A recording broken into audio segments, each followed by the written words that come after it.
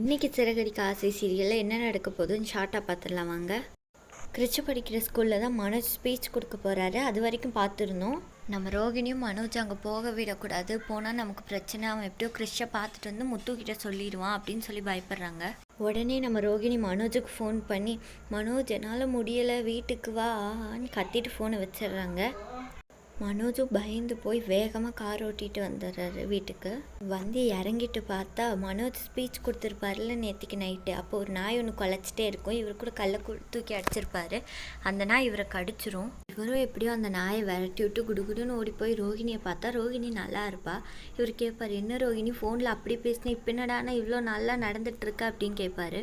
அதுக்கு நம்ம ரோகிணி, ஆமாம் மனோஜ், எனக்கு ஒரு மாதிரி இருந்துச்சு தான், ஆனால் உனக்கு எப்போ நாய் கடிச்சிச்சுன்னு சொன்னாங்களோ அப்போவே எனக்கு சரியாயிடுச்சு அப்படின்னு வாய் வளரிடுவாங்க. அதுக்கு நம்ம மனோஜோ, என்ன ரோகிணி சொல்கிற அப்படின்னு கேட்கும்போது நம்ம ரோகிணி அப்படியே மாற்றிடுவாங்க. இல்லை மனோஜ், அந்த ஆச்சரியத்துலேயே எனக்கு சரியாயிடுச்சு அப்படின்னு சொல்லிடுவாங்க. ரோகிணியும் சரி அதை விட மனோஜ், உனக்கு பசிக்குதானே, சாப்பிட ஏதாச்சும் எடுத்துகிட்டு வரவா அப்படின்னு கேட்பாங்க. அதுக்கு நம்ம மனோஜும் சரி எனக்கு பாலும் பிஸ்கட்டும் எடுத்துகிட்டு வா அப்படின்னு சொல்லுவான். அதுக்கு ரோகிணி, என்ன மனோஜ் நீ நாய் மாதிரி பாலும் பிஸ்கட்டும் கேட்குற, தலையாட்டுறதெல்லாம் நாய் மாதிரியே இருக்குது அப்படின்னு சொல்லுவாள். நம்ம சேனலில் நிறைய பேர் சப்ஸ்கிரைப் பண்ண மாட்டேங்கிறீங்க, சப்ஸ்கிரைப் பண்ணிவிட்டு பாருங்கள். மனோஜும் பயந்துட்டு, நான் நாய் மாதிரி பண்ணுறேன், நான் பயமுடுத்தாத ரோகிணி அப்படின்னு சொல்கிறாங்க.